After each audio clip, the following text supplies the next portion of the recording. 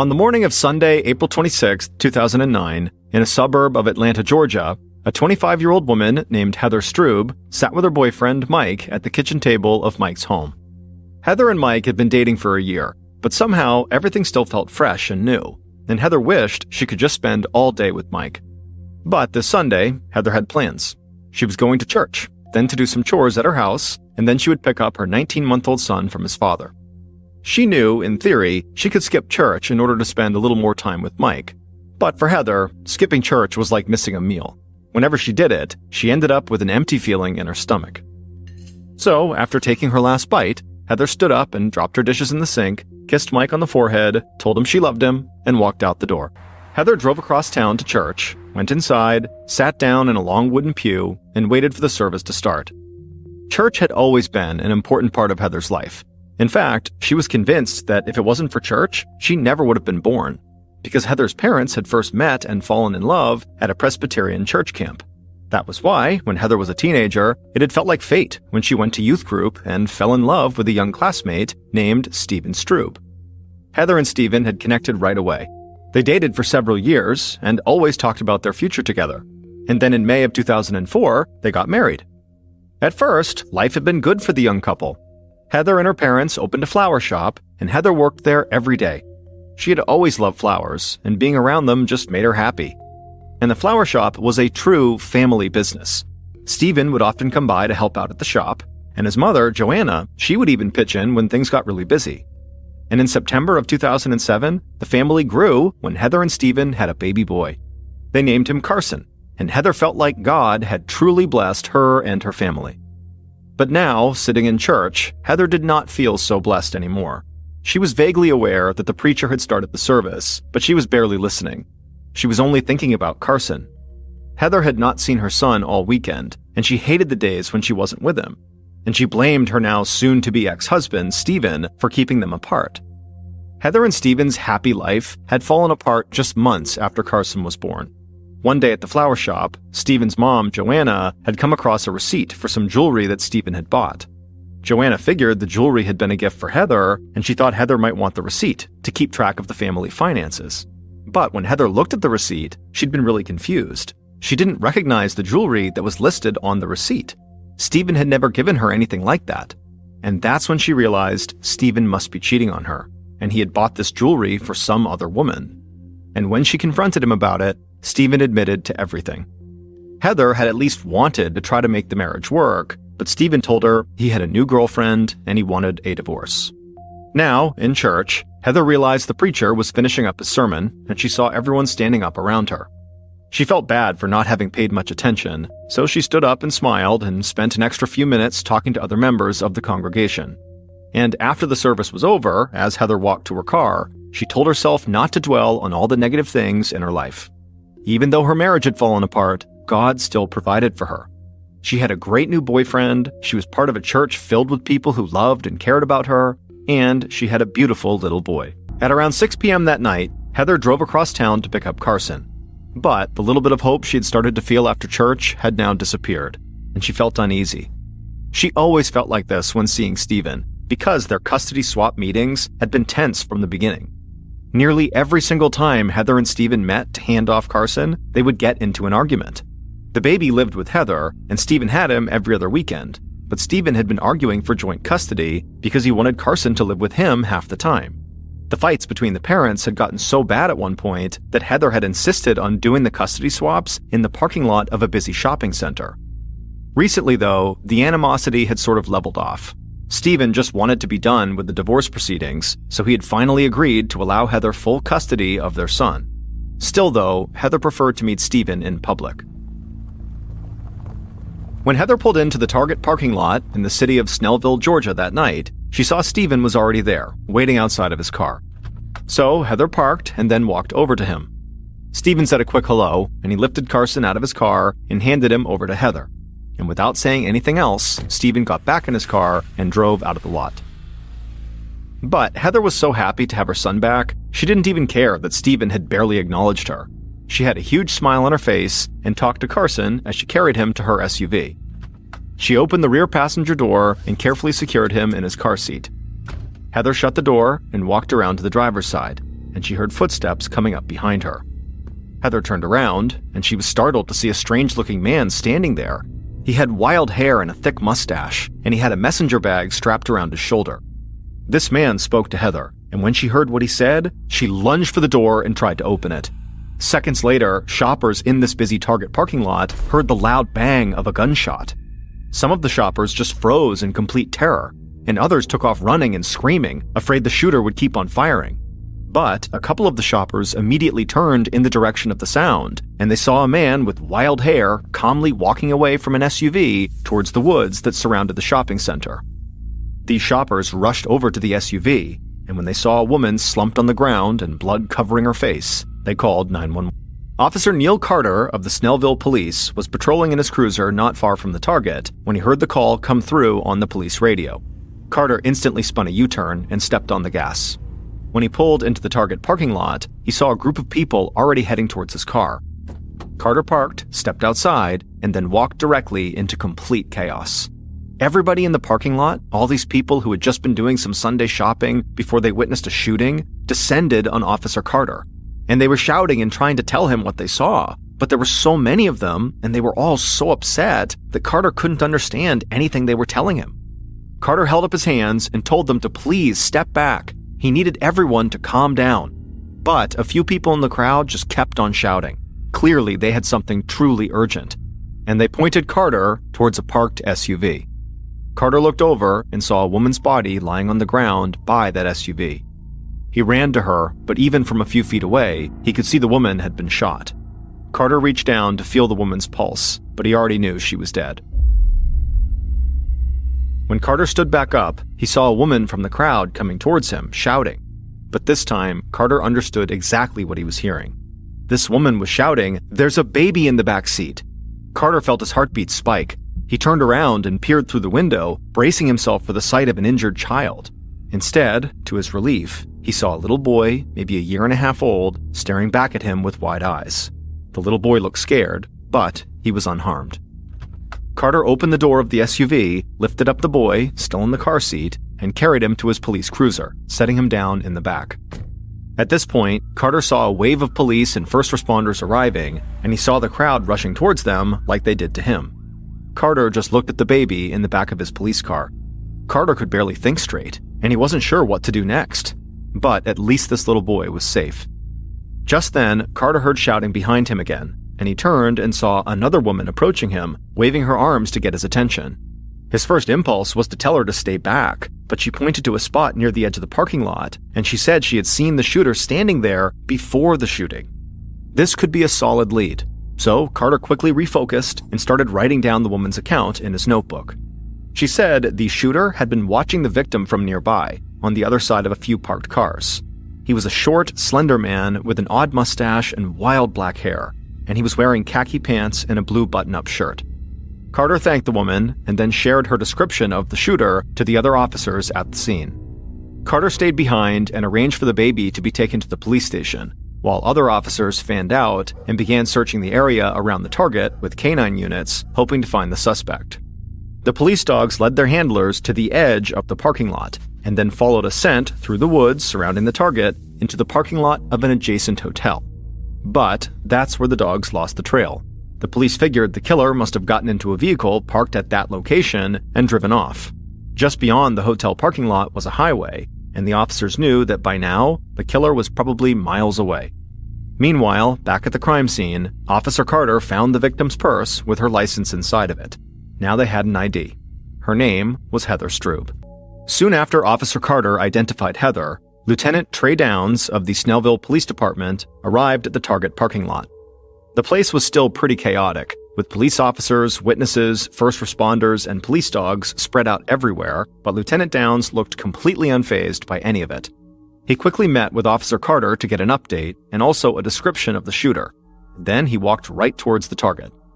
As he got closer, he saw several security cameras mounted on the roof of the store pointing down at the parking lot, and he smiled. Downs had already figured that this store would have decent security, and now he believed these specific cameras would be the key to finding the shooter. Inside the store, Downs flagged down an employee and told her that he needed to see the security footage for the entire day. The employee led him through the store to a cramped room filled with multiple security screens. A man was already hunched over the screens, watching the scene currently unfolding in the parking lot. That man introduced himself to Downs as the director of security. Downs told him that he needed to see everything the cameras had picked up that evening, so the security director pulled up the footage. At first, as Downs examined each camera angle, he was disappointed. There were no cameras aimed directly at where Heather had parked, and so there was no footage of the actual shooting. But as he looked closely at the footage that they did have, Downs spotted a man who perfectly matched the description of the shooter. The man entered the parking lot on foot, walked in the direction of Heather's SUV, and a short time after, walked away toward the surrounding woods. The footage was low resolution. Downs asked if he could have the footage so he could send it off to the crime lab for possible enhancement. But the security director surprised him by saying that Target actually had its own forensics lab that was so good, Target had actually closed cases that even the FBI couldn't solve.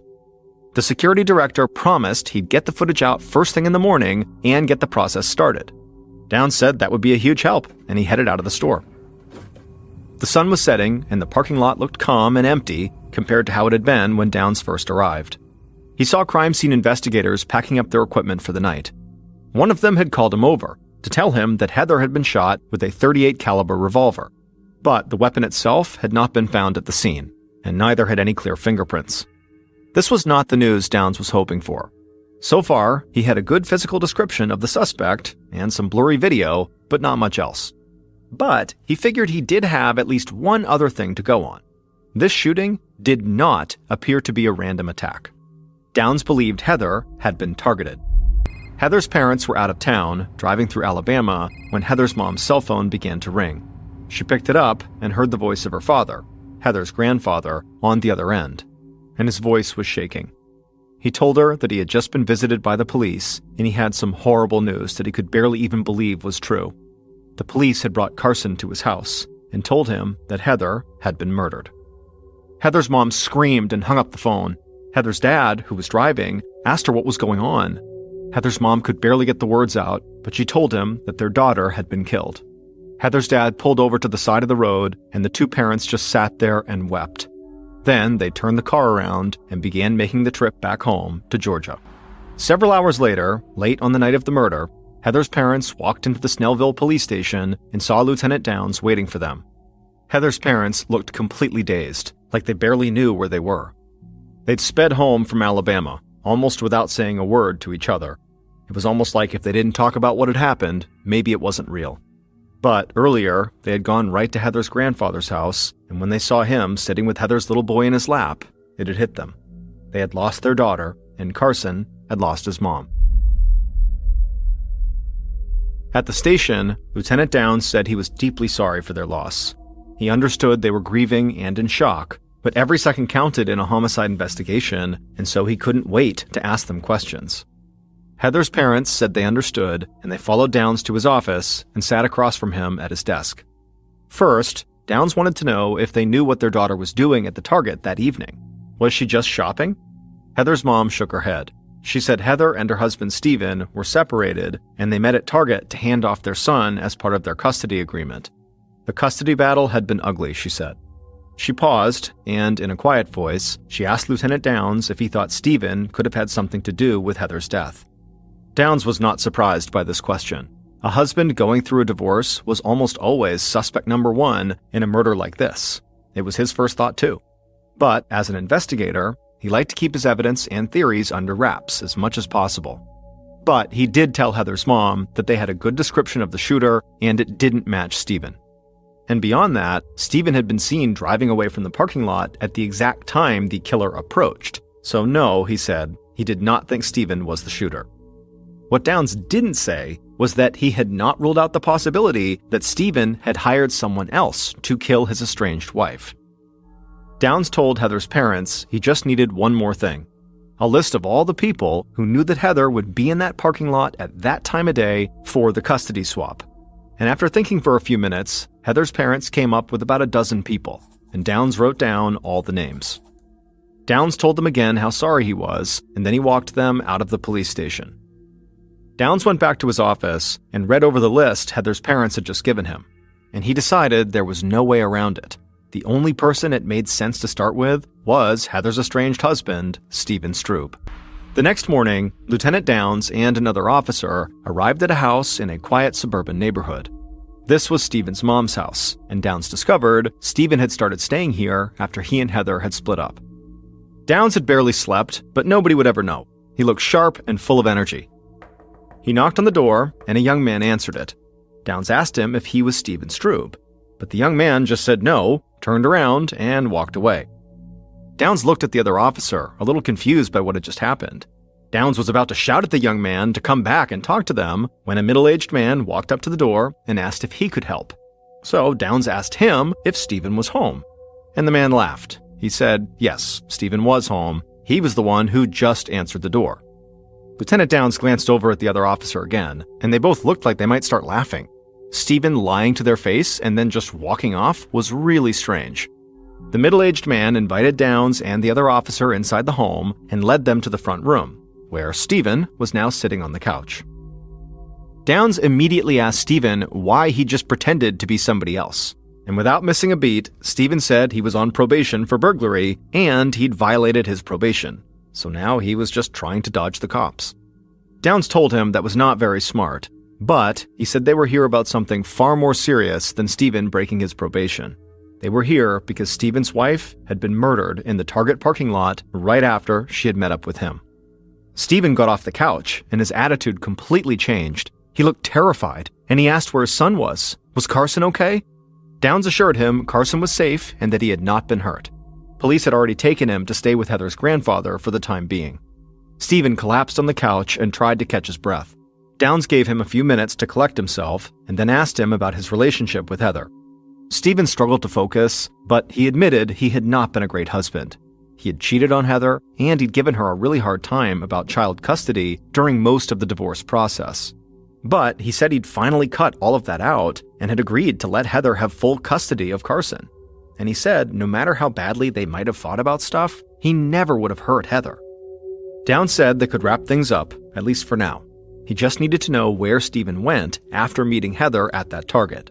Stephen said he met up with his girlfriend, and then they got his car washed. After that, he came home to his mom's house and just hung out by himself, because his mom was away visiting her parents. Downs could check with the girlfriend about the car wash, but Stephen had no real alibi for where he went after that.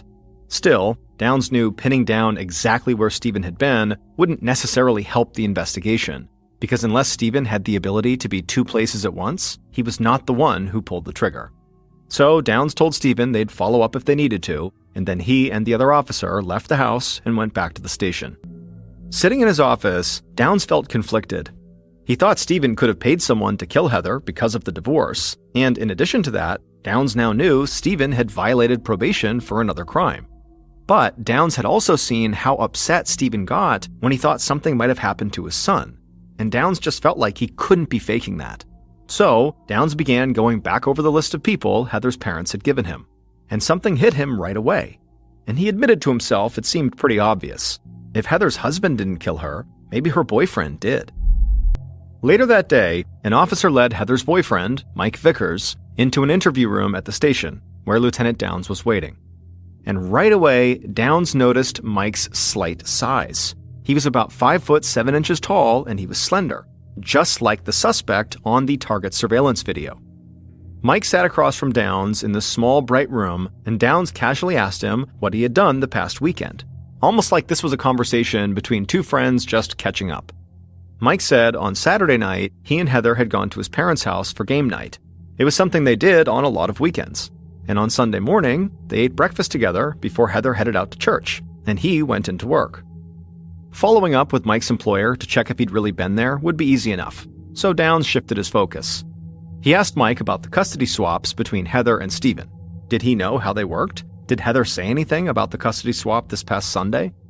Mike said he had actually gone to one of these custody swaps in the past, so he knew exactly how they worked. The swap he had gone to had been one when Heather was still kind of freaked out about meeting Stephen alone. Mike had driven to the Target with her, and he ran into the store to grab a few things before Stephen got there. But by the time he was leaving the store, Stephen had arrived and was handing the baby to Heather. So Mike had just hung back and watched from a distance. Lieutenant Downs sat quietly, just looking at Mike for a minute. This was a guy who fit the description of the killer, at least in part. He also knew exactly where Heather would be at the time of the shooting, and he most likely knew the layout of the Target parking lot and the surrounding area, because he had been there before. So, Downs asked Mike if there had been any problems or tension lately between him and Heather. But Mike said he loved Heather, and that their relationship was awesome. They almost never fought, and they had even been talking about having kids and buying a house together. Not long after that, Downs finished up the interview and told Mike he was free to go. On the surface, Mike had seemed to be telling the truth about his and Heather's relationship, but that definitely wasn't enough for Downs to eliminate him as a suspect. After all, boyfriends could get jealous and do really stupid things, even if they were in a good relationship.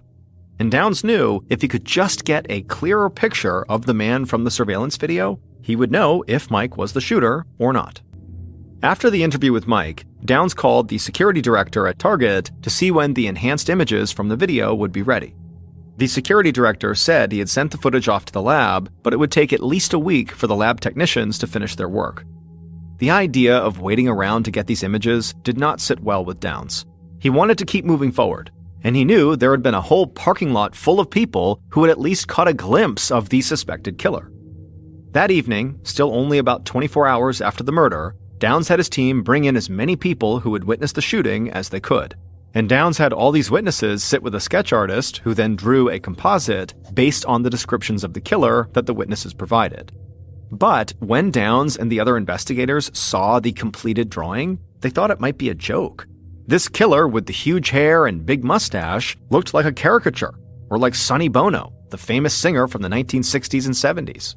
But all of the witnesses looked at the drawing, and every one of them swore that was what the killer looked like. Downs was pretty sure he was not looking for a famous singer, so he resigned himself to the fact that he was going to have to wait for the images from the lab to get a clear picture of what this man really looked like.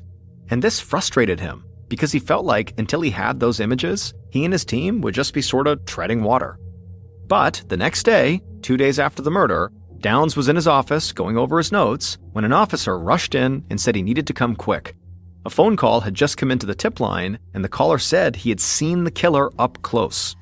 Downs didn't hesitate. He got up, walked across the station, and grabbed the phone from the officer who was manning the tip line.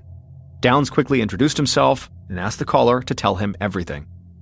The caller said he happened to be at that hotel that was right by the Target on the day before the shooting, and he had seen this really strange-looking guy lingering in the hotel parking lot. But that wasn't all. This weird guy was clearly staking out the area. He was looking through a pair of binoculars, and then he took a bunch of photos. And then when the guy was done taking the photos, he hopped in a Ford F-150 pickup truck and took off. Downs, who prided himself on almost always remaining calm, felt a huge rush of excitement. He asked the caller if he managed to get the truck's license plate number. But the caller said he didn't. However, he said the truck was white, and it had a really distinctive black trim all around it. Downs got even more excited.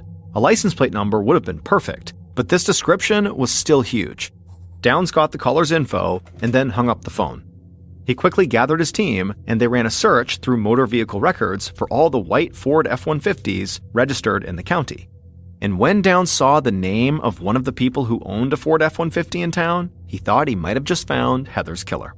Later that afternoon, Lieutenant Downs drove through a quiet suburban neighborhood with the hotel witness sitting next to him in the passenger seat. Downs spotted the house he was looking for and stopped the car. He pointed to the white truck parked in the driveway, and the hotel witness looked at it through the passenger side window. And when he saw it, the witness immediately said that that was the truck he'd seen the strange-looking man get into at the hotel. There was no mistaking the distinct black trim all around it. Downs said that was great news. He thanked the witness for coming along, then he hit the gas and sped away from the house. The following day, which was only 3 days after the shooting, police got a search warrant for the house where the white truck was parked, and they impounded the truck and brought it in for a forensics search. And the forensics team quickly discovered that the truck had clearly been recently cleaned, because it was absolutely immaculate inside. This made it difficult for them to find anything useful in the truck, so they sent it to the Georgia Bureau of Investigation's lab to undergo trace evidence testing, hoping the state lab might be able to find something that they couldn't. In the meantime, Downs and his team cataloged everything they had taken when they searched the house where the white truck had been found. and the more evidence Downs saw, the more confident he became that he had found the killer. Still, Downs wanted to make sure his case was airtight before he made an arrest. He didn't want to bring the killer into police custody just to have the district attorney's office tell him that the case wasn't strong enough to argue in court. But Downs didn't have to wait too long to get another big piece of evidence. A little over a week after the murder, the Target lab sent the enhanced surveillance images to Downs. And as the lieutenant looked at these images, he saw something that he believed would help him close this case. On the afternoon that Lieutenant Downs got the images, he led Heather's estranged husband, Stephen, into one of the station's interview rooms. Downs sat Stephen down at a table that had a laptop sitting on it. Downs flipped open the laptop and pulled up several images.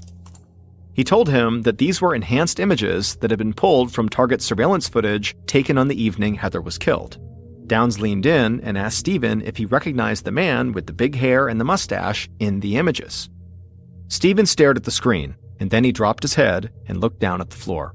Without looking up at Downs, he just said he did recognize this man.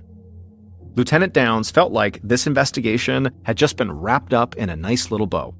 He knew it would still take time to compile all the evidence and put together the strongest case possible, but in that moment, Downs was sure that he knew who killed Heather Strube. At around 6 p.m., the killer crouched down behind a row of parked cars at the edge of the Target parking lot, tightened the messenger bag slung over their shoulder, and watched Heather and Stephen's custody swap. When Heather started putting baby Carson into her car, the killer began walking fast right towards her. Heather heard the killer's footsteps approaching, and she turned around to see this bizarre-looking man standing there. The killer spoke, and it frightened Heather. So much so that she turned and tried to open up her driver's side door to get away, but the killer immediately pushed themselves between Heather and her SUV, and then before Heather could even call out for help, the killer reached into their bag, pulled out a revolver, pressed the muzzle right against Heather's forehead, and squeezed the trigger. There was a deafening bang, and then Heather crumpled to the ground as blood began to pour from the wound in her head. The killer heard screaming coming from all of the shoppers who had just witnessed this, but the killer did not panic. Instead, they turned and calmly walked across the Target parking lot, through the surrounding woods, and into the nearby hotel parking lot. There, the killer got into their truck that they had left parked right there, they drove off, and pulled onto the highway. Once the killer was far enough away, they peeled off their fake mustache and removed their wig. A cheap disguise, but one they knew would conceal their identity. Because neither Heather's husband nor her boyfriend killed her. Her mother-in-law, Joanna, did. It turned out Stephen's mother, Joanna, did not like Heather at all. And she had told different people on several occasions that she did not think Heather was a good mother and that Heather should not have custody of Carson. Now, Joanna was not anywhere near the top of Lieutenant Downs' suspect list when the investigation started. After all, he thought he was searching for a strange-looking man. But then, Downs discovered that the distinctive white Ford F-150 truck was registered to Joanna. And when that truck was sent to the state lab for further testing, they lifted a single fiber from the truck's interior, and that fiber was determined to be synthetic hair, most likely from a wig. So Downs started to rethink everything. Maybe that strange-looking man on the surveillance video, the suspected killer, was really a woman in disguise. And when he saw the enhanced images from Target's lab and rewatched the entire surveillance video, he was sure he was right, and that Joanna was the person in the wig and fake mustache. And when Downs showed the surveillance images to Stephen, he recognized his mother through the disguise. But even after that, Downs and his team wanted to lock their case down further, and they eventually discovered that Joanna had owned a .38 caliber Rossi revolver. Now, Joanna's gun was never actually found, but ballistics tests confirmed that a .38 caliber Rossi was one of only 2 types of revolvers that could have fired the bullet that killed Heather. And with that final piece of information, Downs and his team made their arrest. Joanna was found guilty of murder and sentenced to life in prison with possibility of parole in 30 years. She was prohibited from having any contact with Heather's family, including her grandson, Carson. Heather's parents were granted full custody of Carson and are raising him themselves, but they do make sure he continues to have a relationship with his father, Stephen Strube. Police do not believe that Stephen had anything to do with Heather's murder, or that he knew his mother was involved, That is, until he saw the surveillance footage.